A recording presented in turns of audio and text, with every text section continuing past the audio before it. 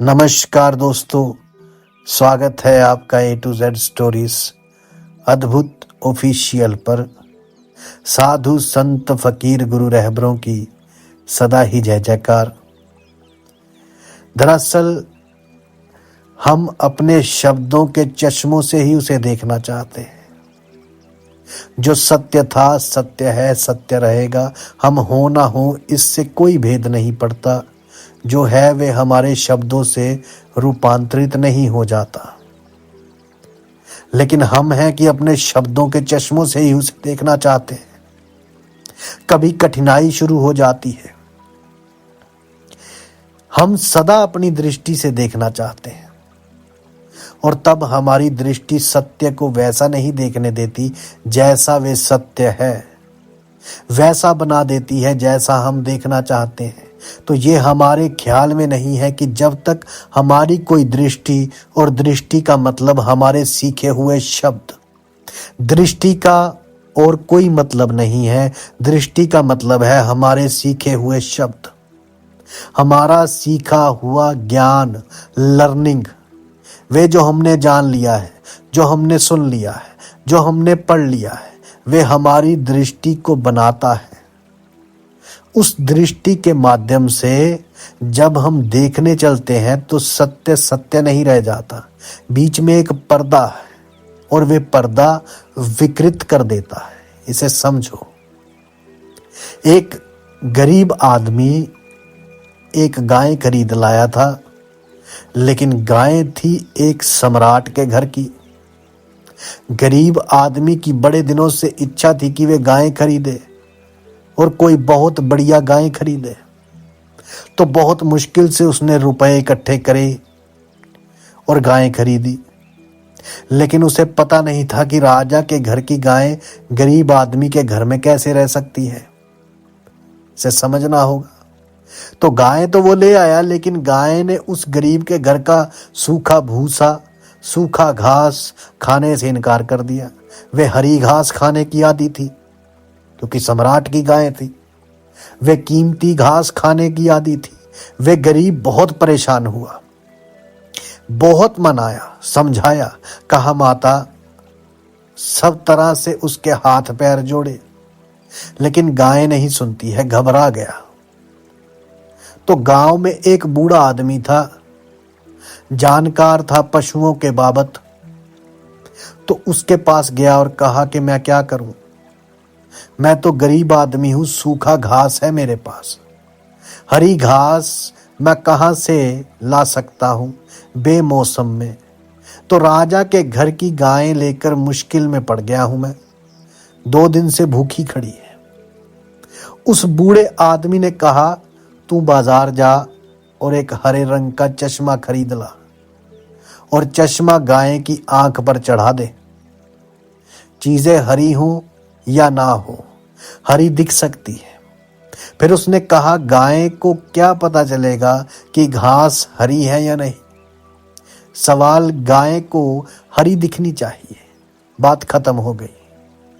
वे गरीब आदमी एक चश्मा खरीद लाया और उसने गाय की आंख पर चश्मा लगा दिया। गाय जो थी वे सूखे घास को खाने लगी, क्योंकि घास अब हरा दिखाई पड़ रहा था। हम सारे लोग भी चश्मे चढ़ाए हुए हैं और चीजों को वैसा देख रहे हैं जैसी वे नहीं है। जरा सा चश्मा बदलने और चीजें दूसरी दिखाई पड़ने लगती हैं। लेकिन एक बात का ध्यान रहे, जब तक चश्मा है तब तक चीजें वैसी नहीं दिखाई पड़ सकती जैसी वे हैं, क्योंकि चश्मा कुछ ना कुछ करेगा। और सब चश्मे रंगीन हैं, सब चश्मे रंगीन हैं, क्योंकि सब चश्मे किन्हीं व्यक्तियों, किन्हीं परंपराओं के द्वारा निर्मित हुए हैं और परंपराएं रंग देती हैं। जब एक आदमी कहता है कि मैं भारतीय, तो वे ये कहता है कि एक खास तरह के देखने का मेरा ढंग है जो और दूसरों का नहीं है, चीन के रहने वालों का नहीं है, जापान के रहने वालों का नहीं है। मैं भारतीय हूं, मेरा एक खास तरह का देखने का ढंग है।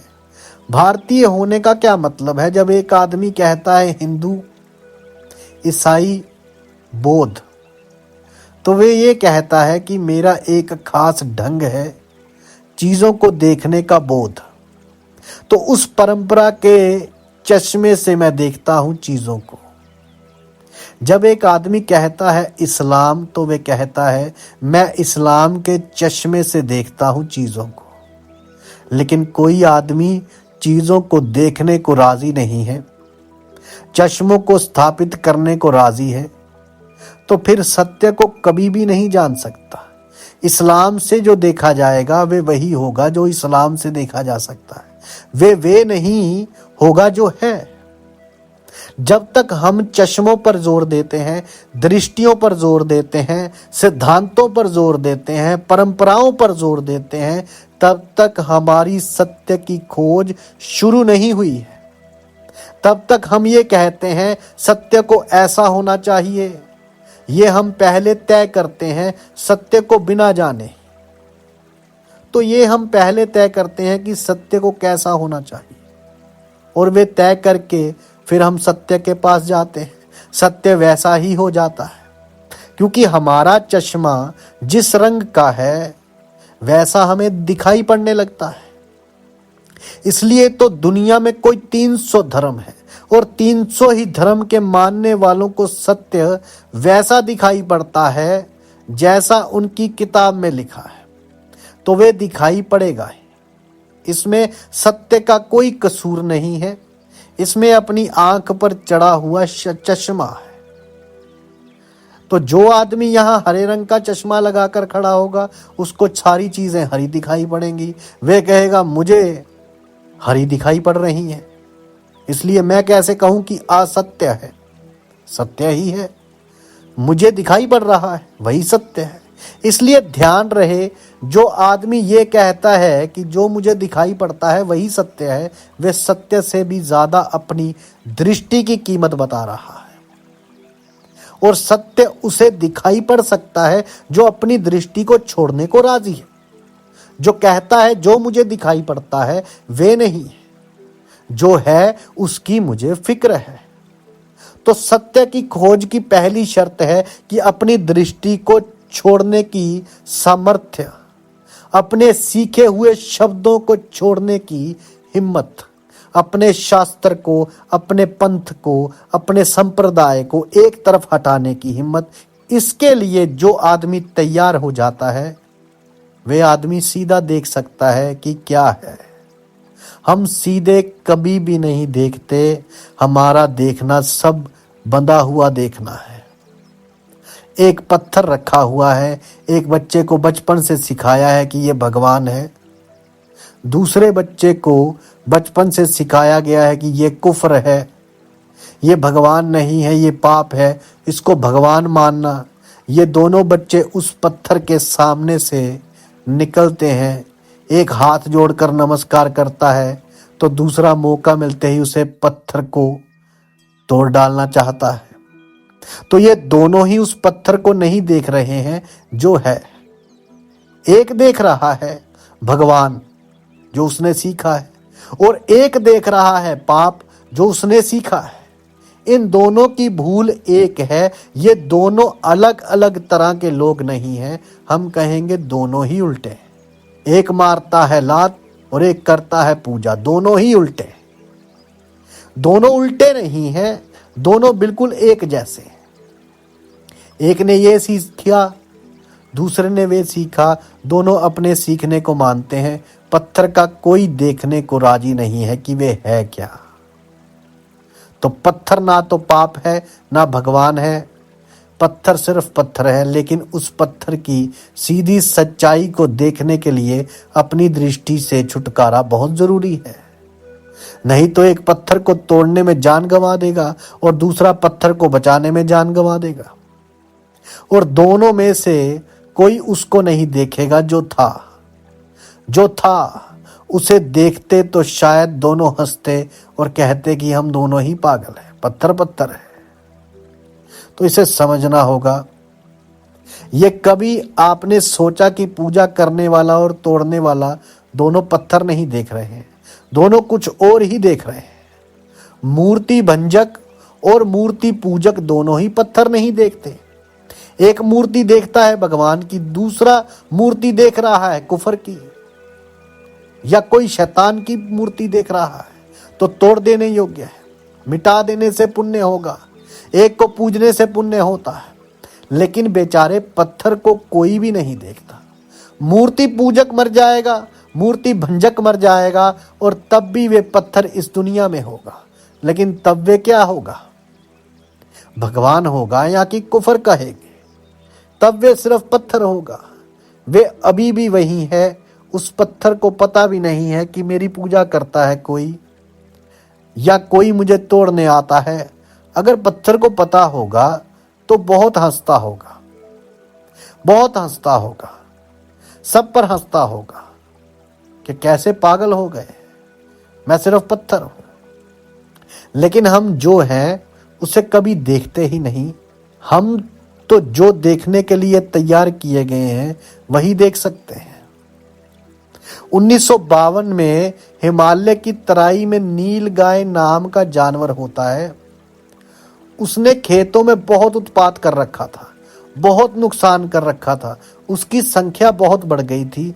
तो संसद में सवाल उठा कि नील गाय को गोली मारनी जरूरी हो गई है, लेकिन गाय शब्द उसमें जुड़ा है, उसको गोली कैसे मारी जाए? तो संसद में एक समझदार आदमी ने कहा कि इस बात को मत उठाइए, पहले उसका नाम नील घोड़ा कर दीजिए, फिर गोली मारना आसान हो जाएगा। तो संसद ने तय किया कि उनका नाम नील गाय नहीं है, नील घोड़ा है। और उसके बाद उसको गोली मारी गई, धड़ाधड़ नील गाय मारी गई। लेकिन किसी हिंदू ने ऐतराज नहीं उठाया, क्योंकि नील घोड़ा के मरने से हिंदू को क्या मतलब? नील गाय मरती तो झगड़ा होता, क्योंकि वे जो गाय का चश्मा था वे दिक्कत ला देता, वे खड़ी कर देता फौरन झंझट। लेकिन कोई झंझट नहीं हुआ।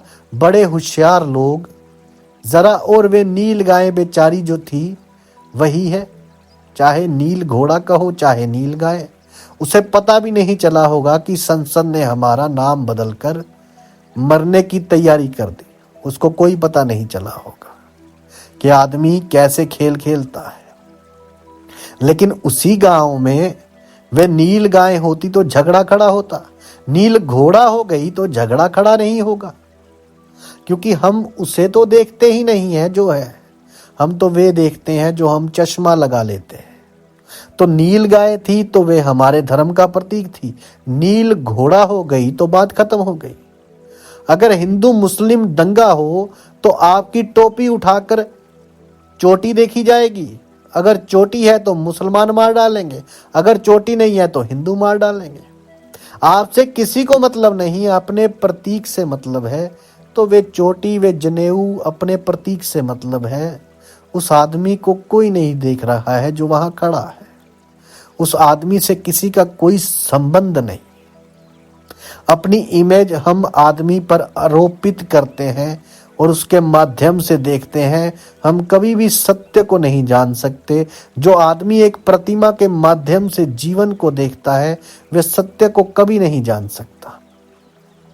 अगर किसी आदमी ने कह दिया कि ये आदमी मुसलमान है, बस आपने मुसलमान की एक धारणा बना रखी है। अब आप उसी धारणा से मुझे देखेंगे। अब जो मैं हूं वे आप कभी देखने वाले नहीं। अब मैं दिखूंगा ही नहीं आपको। और ये ध्यान रहे कि मुसलमान नंबर 1, मुसलमान नंबर 2 एक से आदमी नहीं है। मुसलमान नंबर 3 तीसरे तरह का आदमी है। मुसलमान नंबर 4 चौथे तरह का आदमी है। मुसलमान जैसा कोई भी आदमी नहीं। एक एक आदमी इंडिविजुअल है। लेकिन जैसे ही हमने कह दिया मुसलमान तो इंडिविजुअल खत्म हो गया। व्यक्ति के अपने मूल्य हैं, हर व्यक्ति के अपने मूल्य हैं। एक टाइप एक इमेज खड़ा हो गया कि मुसलमान यानी क्या, और मुसलमान यानी क्या जो आपने सीखा है मुसलमान के बाबत वहां। और अब ये आदमी आपको वैसे ही दिखाई पड़ेगा, वे वैसा ही दिखाई पड़ेगा। और इस आदमी के साथ आप जो व्यवहार करेंगे वे इस आदमी के साथ नहीं है, वे उस आदमी के साथ है जिसको आप सोच रहे हैं कि ये है। इसलिए दुनिया में हम आदमियों से भी नहीं मिल पाते, सत्य से मिलना तो बहुत दूर है। व्यक्ति और व्यक्ति के बीच भी मिलन नहीं हो पाता। हर आदमी अपनी इमेज से मिल रहा है, हर आदमी इमेजिनेशन से घिरा हुआ है, कल्पना से घिरा हुआ है। दुनिया सत्य से बहुत दूर है। एक आदमी गेरुआ वस्त्र पहने खड़ा हुआ है, आप फौरन झुककर उसके पैर छू लेंगे। यही आदमी गेरुआ वस्त्र पहने हुए नहीं खड़ा है और आप भूलकर पैर छूने वाले नहीं।